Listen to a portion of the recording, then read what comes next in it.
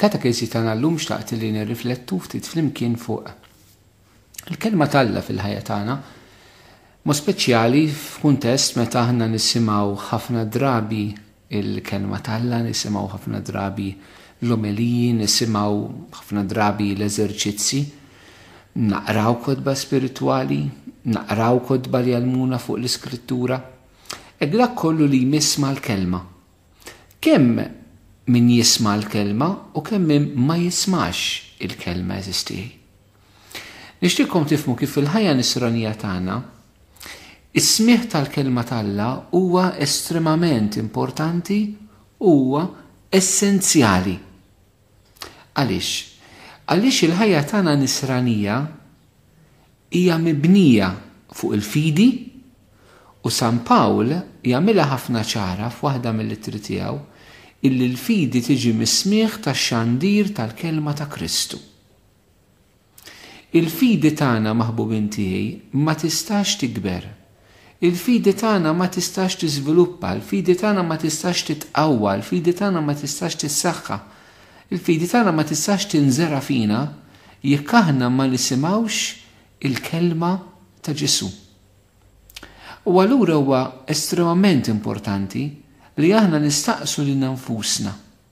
Jien qiegħed nisma' il-kelma Alla jew jien trux għaliha.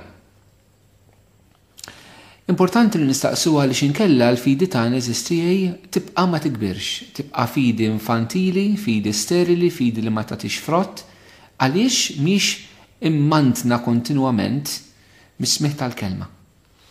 Issa aħna eżistijej xi drabi jekk ikollna nikkalkulaw ftit, aħna kemm nisimgħu affarijiet, nisimgħu diskussjonijiet, nisimgħu opinjonijiet, nisimgħu dibattiti, nisimgħu kulħadd x'jaħseb fuq kull issue, però fil-verità qegħdin nisimgħu Alla x'qed jgħidilna fuq l-issues tant importanti fil-ħajja tal-bniedem u fil-ħajja tas-soċjetà.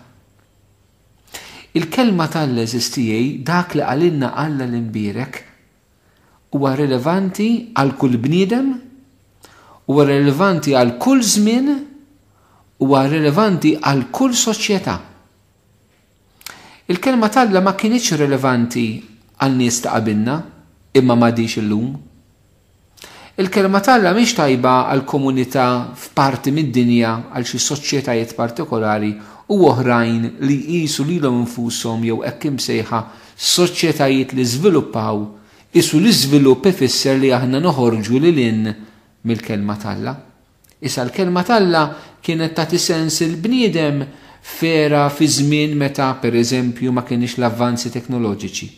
Immissa li qegħdin f'kultura, f'soċjetà li għandha avvanz xjentifiku, avvanz tekniku, allura issa il-kelma Alla donna m'għandniex bżonna x'issa għandna is-soluzzjonijiet tagħna, m'għandniex bżonna aktar il-konsolazzjoni tal-kelma.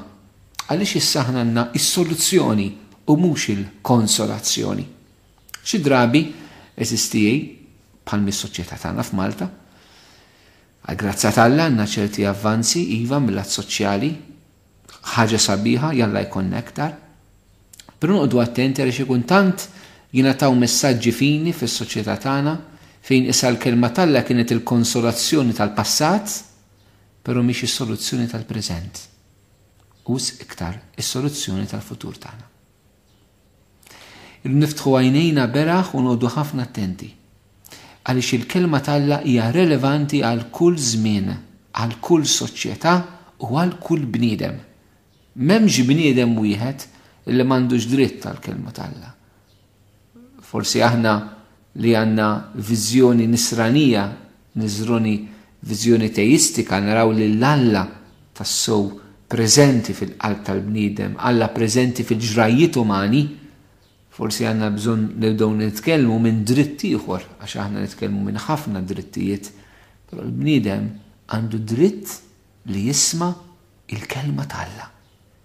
Il-bniedem għandu dritt li jkun jaf ir-rieda Alla x'inhi għalih. U aħna ma nħossuwiex aħna l-insara li din hija xi impożizzjoni fuq il-bniedem li ma jemminx.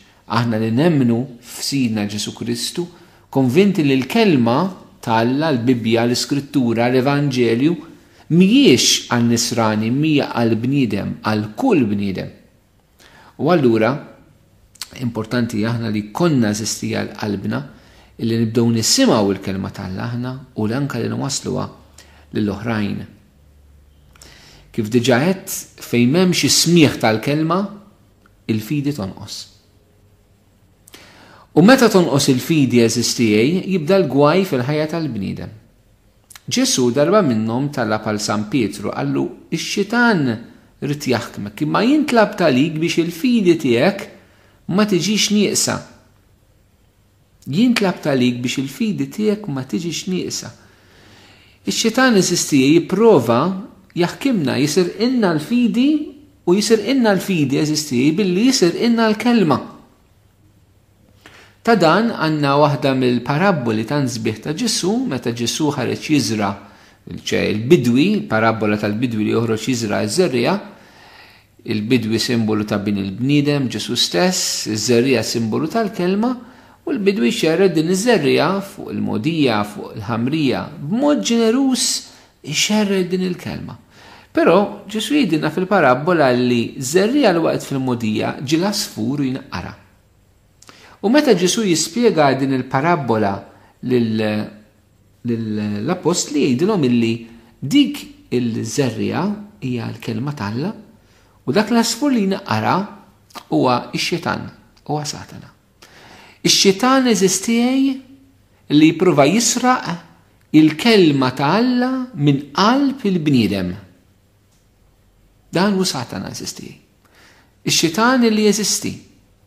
Ix-xitan biex jisraq il-fidi minn qalb in-nies jibda jisraq il-kelma tal-Alla minn qalb in-nies.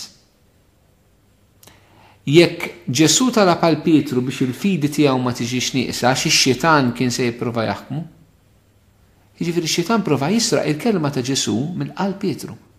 Għax jekk jisraq il-kelma minn qalb Pietru, allura ix-xitan ikun jista' jaħtaf il-Pietru. U naraw eżistijej ix-xitan fl-istorja tal-kelma tal-Alla fil-Bibja, ix-xitan jipprova jisraq il-kelma kontinwament. Ħantikom xi eżempji. Ir-rakkont tal-ħolqien eżistijej meta Alla joħloq il-raġel u l-mara, Alla jagħtihom kelma. Dil-kelma kienet illi biex ma jeħdu mill-ebda siġra, ma jeħdux minn siġra partikolari, jistiklu minn kollox baralik. Il-puntu dan imma li Alla ta' kelma lill-Adam u lill-Eva. Alla tagħna u Alla li jitkellem u Alla li jikkomunika lilu nnifsu mal-bniedem. Għandna il-Ġesu, is-Sammaritana, jgħidilha jiena hu li qed nitkellem miegħek. Il-dak l-ama f'Ġwanni kapitlu 9 mbagħad jgħidlu dak li qed ikellmek. Hekk Ġesu dak li jitkellem, jidħol f'komunikazzjoni mal-bniedem, Alla jikkomunika mal-bniedem u jagħtih kelma. Però ix-xitan eżistijej mill-ewwel li l-Adam u Eva prova jisraq ilhom dik il-kelma. Kif? Billi poġġiha f'dubju. Tassew għalilhom li Alla qalilkom biex ma tiklux mis-siġar kollha tal-ġnien. Ix-xitan eżistijej jipprova jisraq il-kelma tal-Alla billi jpoġġiha f'dubju fil-ħajja tagħna. Tassew li Alla qalilkom? Tassew li Alla qalilkom? Eżistijej, ix-xitan jipprova jisraq billi jġielek tiddubita il-kelma tal-Alla. Imbagħad jaħtafilek u mbagħad il-fidi f'qalbek tonqos. U jista' jagħmel xi ħaġa. Naraw li eżistijej li f'Adam u Eva ix-xitan il-kelma serqa. Imbagħad naraw anka il-Ġesu ix-xitan jipprova jagħmillu hekk. Meta Ġesu jgħaddi mill-bidu tat-tentazzjonijiet tiegħu fid-deżert, ħafna drabi aħna naqraw dak ir-rakkont tat-tentazzjonijiet naqraw waħdu. Però huwa isbaħ li kieku kellna naqrawh fil-kuntest tax-xiġi qabel it-tentazzjonijiet. U qabel it-tentazzjonijiet Ġesu jgħaddi mill-mamudija minn idejn Ġwann il-Battista. U f'dak il-mument Ġesu jagħmel l-esperjenza intima tal-Alla l-Missier illi jagħtih kelma lil Ġesu. Jgħidlu int ibni l-Aziz. il-missier jagħti kelma lill-liben li huwa tassew liben tal-missier, liben tal-Alla. Innotaw eżistijaj meta Ġesu l-Ispirtu jieħdu fid-deżert biex ix-Xitan iġarbu, skont San Luqa, it-tentazzjonijiet tax-Xitan għalkemm huma tlieta differenti, però tlieta li huma jduru fuq ħaġa partikolari. It-tentazzjoni tax-Xitan jibdew jekk int liben tal-Alla, jekk int liben tal-Alla. Ibdel dal-ġebel għamlu ħobs, jekk int liben tal-Alla. Aqbes minn hemm u jerfawk, jekk int liben tal-Alla. Ix-Xitan xi prova jagħmel eżattament? Dik il-kelma li l-missier tal-liben, Satana prova idjoġġija fid-dubju ma' Ġesu. Kif prova jpoġġija fid-dubju ma' Adam u ma' Eva. Jekk ma' Adam u Eva rnexxielu, ma' Kristu ma jirnexxilux. Ma' Ġesu ix-Xitan ma jirnexxilux ipoġġi din il-kelma tal-missier fid-dubju. Ix-Xitan jekk prova jisraqa minn qalb Adam u Eva, jekk ix-Xitan prova jisraqa minn qalb Ġesu, allura taħseb li x-Xitan mhux se jipprova jisraqa minn qalbek? Taħseb li x-Xitan mhux se jipprova anke jisraqa mill-ħajja tagħna l-insara illum il-ġurnata? Importanti eżisti aħna nirrealizzaw ix-Xitan kif jista' jkun qed jisraqlek il-kelma. L-ewwel ħaġa jista' jisraqilek billi ma jħallikx tismagħha. Billi aljenak kompletament minna, ma jħallikx tisma' l-kelma ta' Alla. Ħafna nies pereżempju li ma jmorrux il-qudies mhumiex jisimgħu il-kelma. Forsi għandhom opportunità oħra, it-television, ir-radio, l-internet, ktib tajjeb, il-Vanġelu, u anke minn dak ibedhom. Għandna wħud minn eżistijaj f'pajjiżna huma aljenati kompletament għall-kelma ta' Alla, mhux sempliċement torox għaliex ma qegħdin hemmhekk ma jisimgħuhiex, imma mhumiex jesponu lanqas lilhom infushom biex jistgħu jisimgħu il-kelma. U allura bil-fors tonqos il-fidi eżistijaj. Bil-fors tonqos il-fidi minn pajjiżna. U l-fidi minn pajjiżna tonqos. Il-fidi li mibnija fuq il-kelma ta' Alla. Jista' jkun li aħna għandna ħafna prattika reliġjuża fir-Randan, prattika reliġjuża fil-ġimgħa l-kbira, prattika reliġjuża fil-purċissjonijiet, prattika reliġjuża fil-festi, però il-fidi tagħna vera falla li tidher meta niġu biex nieħdu l-iktar għażliet radikali u deċiżivi fil-ħajja tagħna, nindunaw jekk aħna nista' fidi jew le, jekk aħna ħniex poplu ta' fidi jew le. Il-fidi eżistijaj mibnija fuq il-kelma ta' Alla. Nkunu nafu aħna nemnux vera, kemm aħna l-kelma ta' Alla nibnu l-ħajja tagħna fuqha u ma nħallux ix-Xitan jisraqilna. Dal qed ngħid eżistijaj, Ġesu jkompli jibnieh illi mhux biss jgħidilna li noqogħdu attenti mix-Xitan li jisirqilna din il-kelma fil-parabola tal-bidwi li jmur Iżrael serja. Però Ġesu jurina sma jekk aħna nibnu fuq din il-kelma issa, ma nħallux ix-Xitan jisraqilna. X'ikunu l-konsegwenzi? Ġesu jagħtina parabola oħra. Wara li jagħmel id-diskors tal-muntanja, il-mulej Ġesu jsistiegħilna l-parabola ta' dak ir-raġel għaqli illi bena daru fuq il-blat u ġie l-maltemp u d-dar baqgħet soda. B'kuntrast ma dak li blaħ li jibni daru fuq ir-ramel jiġi l-maltemp u d-dar taqa'. Ġesu jgħid li dak li bena daru fuq il-blat huwa dak li jiġi għandi jmur għand Ġesu, jisma' kliemi, jisma' l-kelma ta' Ġesu u jagħmel dak li tgħid il-kelma. Dak li jibni id-dar tiegħu fuq ir-ramel huwa dak li jisma' il-kelma ta' Ġesu. Huwa dak li jmur għand Ġesu, però ma jagħmilx. U allura eżistija id-differenza bejn l-iblaħ u l-għaqli fid-daw tal-kelma tal-Alla hija min jobdi l-kelma tal-Alla u min ma jobdijiex. Nixtieqkom tinnutaw eżissi li Ġesu fuq it-tnejn qal li jmorru għandu, it-tnejn qal li jisimgħu il-kelma tiegħu. Jiġifieri d-differenza mhijiex minn min ma jmurx għand Ġesu, Id-differenza mhux mhijiex fuq min ma jismax il-kelma ta' Ġesu, id-differenza qiegħda bejn min jagħmilha u min ma jagħmilix. Għaliex aħna jista' jkollna nies li immorru l-Knisja. Jista' jkollna nsara li jisimgħu il-kelma ta' Ġesu, imma mbagħad din il-kelma ma jwettquwiex fil-ħajja tagħhom, din il-kelma ma jgħixuwiex fil-ħajja tagħhom. Jekk aħna ma nibnux il-ħajja tagħna fuq il-kelma tal-eżisti, jiġi l-maltemp u jiġi fuq kulħadd. Ġesu ma qalx il-maltemp jiġi fuq l-iblaħ. Ġesu ma qalx li l-maltemp jiġi fuq min jibni daru fuq ir-ramel, il-maltemp jiġi kemm fuq min jibni fuq ir-ramel u kemm fuq min jibni fuq il-blat. Id-differenza hija illi min jibni fuq il-blat il-maltemp jiġi imma jibqa' sod.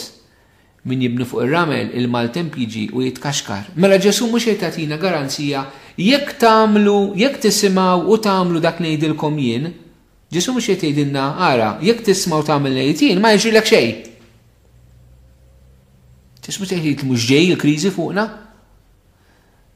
Ġesu jgħidilna jekk tisimgħu kliemi u tagħmel ngħidilkom jien meta tiġi l-kriżi ma tkissirkomx. Toħorġu rebbieħa fiha. U naħseb eżisti dawn iż-żewġ elementi li s'issa semmejt viżavi l-kelma tagħlla. Ix-xitan li jisraq il-kelma. U jekk aħna ma nibnux fuq il-kelma tagħlla l-ħajja tagħna, jiġi l-maltemp u nitkaxkru, huma żewġ elementi li rridu napplikawhom fuq il-kelma tagħlla, però b'mod partikolari, konvint jien, fejn jidħol iż-żwieġ u l-familja fi żminijietna, anke fid-dawl tad-diskors u d-dibattitu kollu li għaddej fuq l-introduzzjoni tad-divorzju f'pajjiżna. Il-kelma tagħlla li hija għal bniedem u mhix għan-nisrani, hija għal kulħadd. Irridu naraw eżisti kif din il-kelma ix-xitan tipprova jisraqha mill-qalb tagħna l-Maltin u l-Awċin. U ma nibżax ngħid li x-xitan tipprova jisraqha minn qalbna, maħbub minn tiegħi, għaliex aħna li nemmnu din kelma ta' Alla, din mhix opinjoni tiegħek, din mhux kif taħsibha int, din mhux kif naħsibha jien, din mhux kif jaħsibha Ċikku u Peppu. Qed nitkellmu għalina l-insara din kelma ta' Alla. Qed nagħmel enfasi għalina l-insara, din hi kelma ta' Alla. U x-xitan jipprova jisraq din il-kelma minn qalbek u minn qalb ħutna l-insara. Qed jipprova joħodilna minn qalbna kelma ta' Alla. Aħna l-kelma ta' Alla eżistijej irridu nipproteġuha fina. Bħalma kienet Marija li kienet tożza f'qalba taħseb fuqha bejna u bejn ruha. Aħna sirna poplu li rridu niddibattu niddiskutu kollox, inkluż il-kelma ta' Alla. Il-kelma ta' Alla mhix hemm biex tiddiskutiha. Kelma Alla dem biex intobdiha b'qima u b'reverenza kbira li Alla, b'imħabba li dan il-missier tagħna tas-sema. Aħna l-Alla mhux jetem biex niddiskutu ħalla huwa Alla. Alla jetem biex aħna nadurawh, aħna inqimuh, aħna nidħlu f'din l-imħabba tal-missier li għandu lejna f'ibnu Ġesu. Konvinti li dak li hu jgħidilna u l-aħjar għalina. Ix-xitan jipprova jisir inna din il-kelma. Jipprova xitan jgħidilna biex nemmnu l-gideb tiegħu. Il-gideb tiegħu li jekk aħna nwarbu l-kelma tagħlla fil-ġenb, aħna nistgħu nibnu dinja mingħajr kelma tagħlla fil-ħajja tagħna. Nibnuha fuq l-opinjonijiet tal-bniedem, fuq il-bniedem mhux jaħseb li hu tajjeb u ħażin. X'jiġri nek nagħmlu hekk jekk impoġġu l-kelma tagħlla fil-ġenb jekk ix-xitan jisraq inna. Il-maltemp jiġi, il-kriżi jiġi. Per hekk ma nibnux fuq il-kelma allura ħan nitkissru. Anka bħala soċjetà, anka bħala poplu. Mhux kulħadd jaqbel ma li qed ngħid, mhux kulħadd toġbu li qed ngħidha, imma dik il-verità. Eżistijej, aħna rridu nkunu ħafna konxi tal-għażliet tagħna, ibbeduniex minn dak li Alla għalilna fil-kelma tiegħu, jew inkella iġelunix nibnu lil nfusna kif irridu aħna. Il-kriżi tiġi fuq kulħadd u di saqsija lilek innifsek. Inti żwieġ tiegħek fuq xi x'inhu mibni? Fuqek? Fuq il-qawwa tiegħek?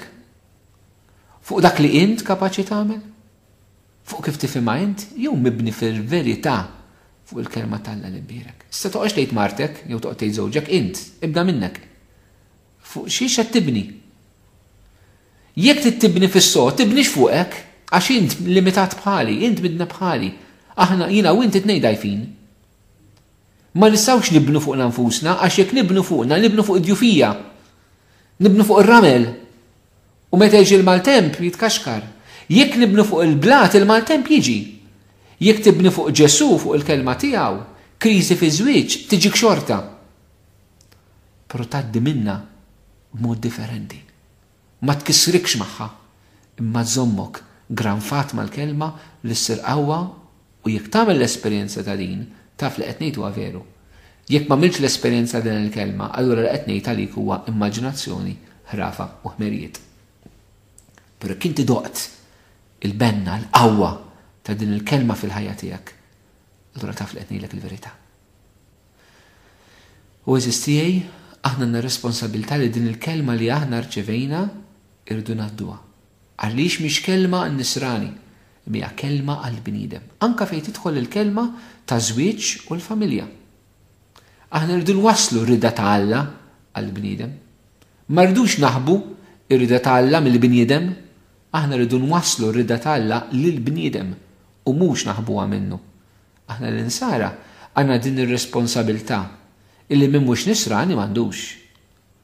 Maħna l-insara fil-kuxjenza tagħna rridu nwieġbu għal din ir-responsabilità għaliex il-verità meta jiena narafha, meta naċċetta l-kelma talla bħala verità f'ħajti, jiena għandi magħha l-obbligu li nwassala l-oħrajn. San Pawl kien jgħid ħażin għalija jekk jien ma nxandarx l-Evanġelju. Ħażin għalija jien bħala nisrani jekk il-verità tal-kelma jien naħbiha, jekk jien inċaħħadha minn ħadd ieħor. Għax l-inna l-insara l-mulej daħħalna fil-missjoni tiegħu dik il-Knisja. Il-Knisja li tidħol fil-missjoni ta' Ġesu, il-Knisja m'għandix missjoni li lin minn Kristu. Isu Kristu għandu missjoni mod il-Knisja għandha missjoni ieħor. Il-Knisja tidħol fil-missjoni ta' Ġesu biex Ġesu permezz tal-Knisja ikompli wassal il-verità tal-missier, tal-kelma li l-missier jagħti lil kull wieħed waħda minna. U aħna l-koll bħala parti mill-Knisja, aħna li mamdin, irridu nitlu f'din il-missjoni ta' Ġesu fi żminijietna. Ċertament, bħalma ġara fi żmien Ġesu, ħajkun hemm min jaċċetta din il-kelma u se jkun hemm min jirrifjuta din il-kelma. Però ma nkunux aħna li nirrifjutaw għan-nies il-kelma talla, ma nkunux aħna li naħbuha min-nies il-kelma talla. Aħna l-insara u l-kol kemm aħna, l-isfijiet, is-saċerdoti, ir-reliġjużi, il-lajċi. Il-kol kemm aħna bħala komunità nisranija. Irridu nitabbew fuq dan is-salib u jekk hemm bżonn nissalbu fuq dan is-salib. Jekk hemm bżonn irridu nkunu knisja msalba. Jekk hemm bżonn irridu nkunu knisja persegwitata. Jiġifieri insara msalbin, insara persegwitati li minn fuq is-salib tagħna nibqgħu nxandru l-verità tal-kelma ta' Ġesu għax dik biss tpoġġi l-bniedem fil-ħelsien, fil-libertà, fil-verità, fil-qdussija vera. Jekk hemm bżonn biex inxandru l-verità ta' żwieġ u l-familja, kif Alla jridhom il-bniedem eżistijej, kif Ġesu jixtieq minna l-bnedmin. Jekk biex inxandru din il-verità ta' żwieġ u l-familja u li Ġesu kontra d-divorzju għaliex ma jsolvi xejn fil-qalb tal-bniedem u s-soċjetà. U jekk biex nagħmlu dan inkunu msalbin, ma nibżawx minnha. Ġesu ma beżax jissallab għall-verità. Anka jekk salluma da miċħuda l-verità tiegħu, però Ġesu jibqa' jipretka u jxandar l-imħabba t'Alla, il-verità ta' Alla, il-kelma ta' Alla anka minn fuq is-salib. Ġesu msallab huwa l-kelma msalba. Ġesu msallab isir il-kelma imsalba, irrifjutata mis-soċjetà. Jista' jkun li jiena u int anka f'dan iż-żminijiet fil-ħajja tagħna, anka bħala nsaraf Malta, mhux biex noqogħdu nilbuha tal-martir tafux, jew nilbuha tal-vittmi, xejn minn dan. Li qed ngħid huwa illi aħna l-imħabba li nilqgħu il-kelma, li ma nħallux ix-xitan jisraqilna, li nibnu l-ħajja tagħna fuqha u li nxandruha lill-oħrajn din il-kelma, jekk dan ifisser li rridu nissalbu, jeħtieġ li nissalbu.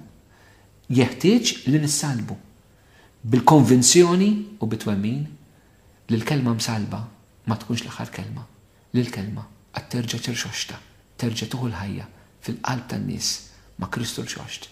Jekk nagħmlu dan, il-mulej jagħtina slim.